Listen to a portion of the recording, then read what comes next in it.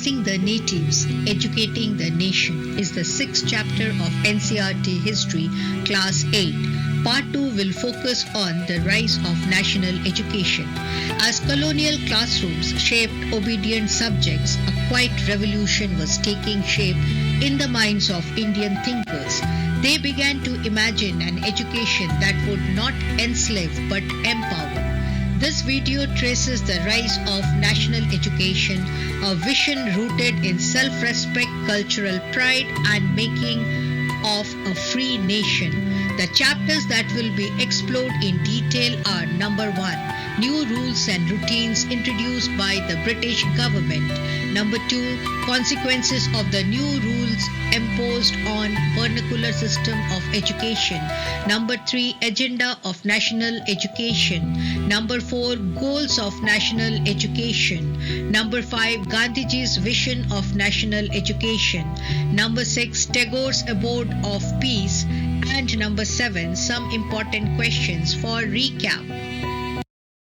New rules and routines introduced by the British government. Till mid-19th century, Pathshalas continued to function without much interference as the government was primarily concerned with higher education.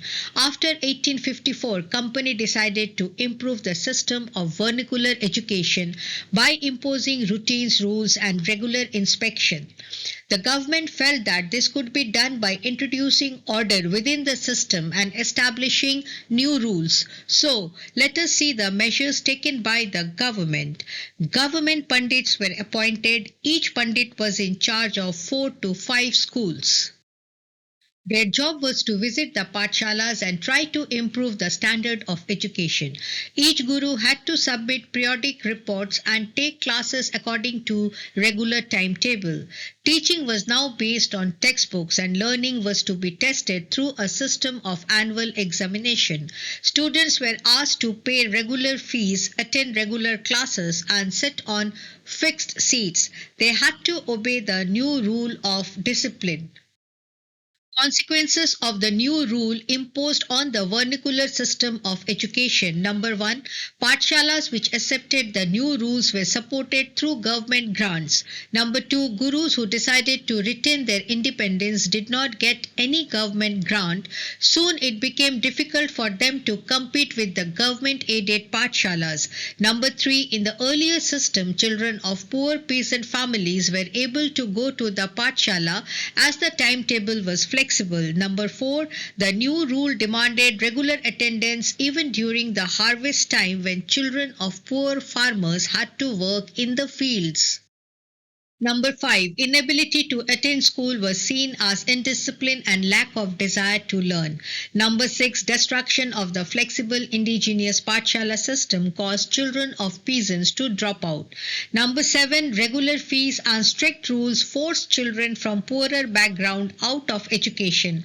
Thus, to a great extent, the bureaucratized system of education introduced by the British was responsible for increase in rate of illiteracy among the Indian masses.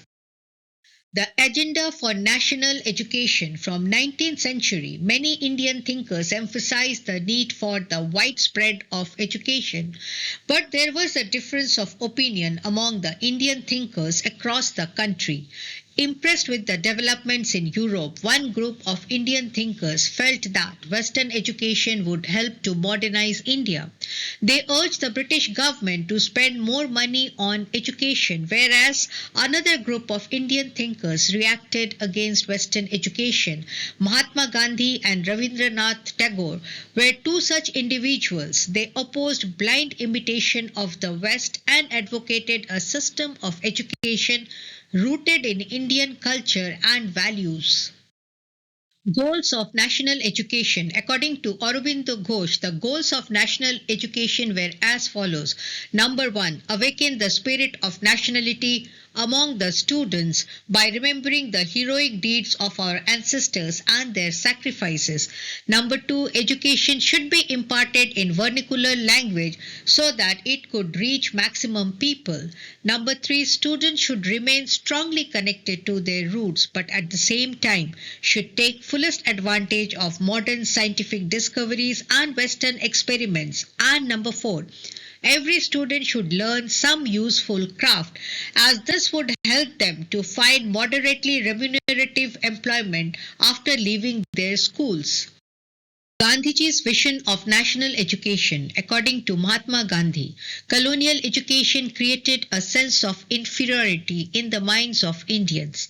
He believed that English education has enslaved us because, charmed by the West, appreciating everything that came from the West, Indians educated in government educational institutions began admiring British rule.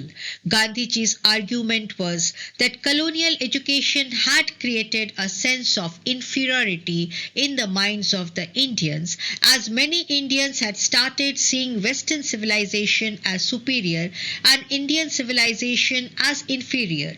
This destroyed the pride of the Indians in their own culture.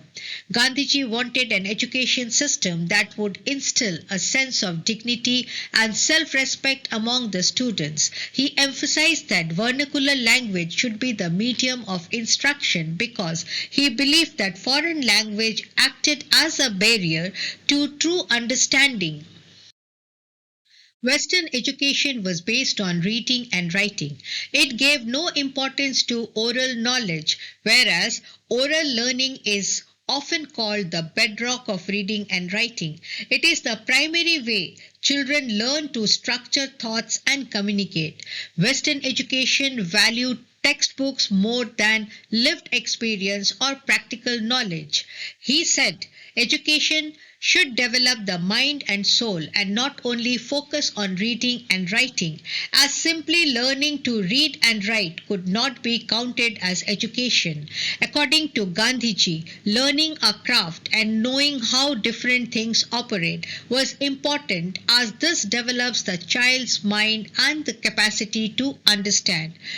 Thus, to conclude Gandhiji's vision on education, we can say that for him, education meant an all-round drawing out of the best in child and man, body, mind, and spirit. Literacy is not the end of education, nor even the beginning. It is only one of the means whereby man and woman can be educated. Tagore's Abode of Peace. Rabindranath established Shantiniketan in 1901 as he wanted to set up a school where the child could be happy, free, and creative. The three words which are in red, that is, happy, free, and creative, were very precious to Rabindranath as a child. Little Rabindranath hated going to school as he found it suffocating and oppressive. The school appeared like a prison, for he could never do what he felt like doing. This experience of his school days in Calcutta shaped Tagore's idea of education. According to him, childhood was a time for self-learning outside the rigid and restricting discipline of schooling system set up under the British rule. The teacher's role, according to him, was to understand and develop the curiosity of the child, because only this helps the child to explore his own thoughts and desires. And he was of the view that creative learning could be encouraged only within a natural environment, living in harmony with nature. Rabindranath emphasized on creative learning because it was instrumental in developing a child's critical thinking skills. Tagore envisioned an education that harmoniously blended the progressive spirit of modern Western civilization with the finest values of Indian tradition. Thus, at Shantiniketan, he emphasized the teaching of science and technology alongside art, music, and dance, creating a balanced and holistic system of learning.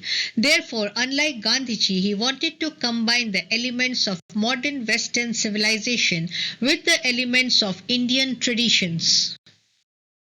Some important questions for recap. Number one, what steps were taken by the British government to introduce new rules and routines for improving vernacular education?